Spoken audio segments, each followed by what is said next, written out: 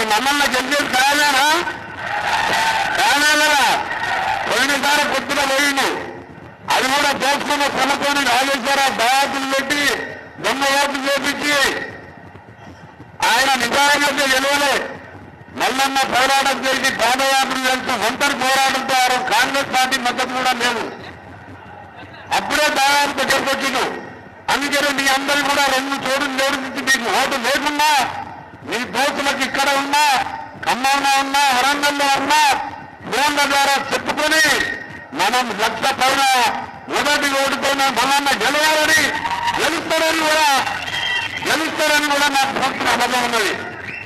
నేను ఆ రోజు నేను ఎంపీగా గెలిచిన తర్వాత పుట్ట మీదకి పోయినప్పుడు యాదగిరిగుట్ట పోతే మా ఐలా కలిసి మా తమ్ముడు నేను చెప్పిన నువ్వు తప్పందరూ ఎమ్మెల్యే అయితే 50,000 గెలిస్తే పోవని చెప్పిన. 50,000కు 130 ఓట్లు తక్కువ వచ్చినాయి. మా విలేజం మా తమ్ముడికి చెప్పిన తప్పకుండా నా 40 కంటే ఎక్కువ మెజార్టీ రావాలని చెప్పిన. 60 కంటే ఎక్కువ మెజార్టీ వచ్చింది.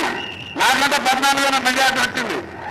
ఇక బీఆర్లో బిఎల్ఆర్ టికెట్ కోసం టికెట్ రాదు, కమ్యూనిస్ట్ ఓటు అటుపోతుంటే టికెట్ ఇచ్చి మధ్యలో వాళ్ళ అమ్మ చనిపోయారు బాధలు ఉంటే కూడా 50 మెజార్టీ. ఇలాంటి వారే కాదు తెలంగాణ సమాజం 3 జిల్లాలో యువకులు ఎమ్మెల్యేలు చాలా మంది, మన ముఖ్యమంత్రి గారు ఉన్నారు, జానారెడ్డి గారు, ఉత్తమ్ కుమార్ రెడ్డి గారు, ఎంతో ఖమ్మం జిల్లాలో కూడా 3 మినిస్టర్లు ఉన్నారు. నేను కూడా ఆ జిల్లాకు ఇన్ఛార్జ్ మినిస్టర్గా ఈ 13 తర్వాత ఖమ్మం కూడా మల్లన్నతో కలిసి ప్రచారంలో పాల్గొంటాం. బ్రహ్మాండమైన మెజార్టీ రావాలి.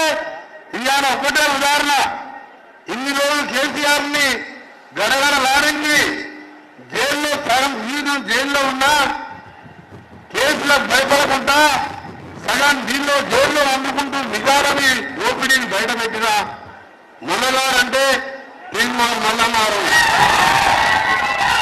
ఈ రోజు ఒకటే మనం అలాంటి వారైతే ప్రభుత్వం ఉన్నా సరే అధికార పార్టీలో ఉన్నా ఏ పేదవానికి ఎక్కడ అన్యాయం జరిగినా 34 కాన్స్టిట్యూన్సీ పరిధిలో ఉంది ఎమ్మెల్సీ కాబట్టి మీరు ఒక ఫోన్ కొడితే మీకు మా దృష్టి తీసుకొస్తాడు, ప్రభుత్వం దృష్టి తీసుకొస్తాడు, శాసన మండలిలో చర్చిస్తాడు.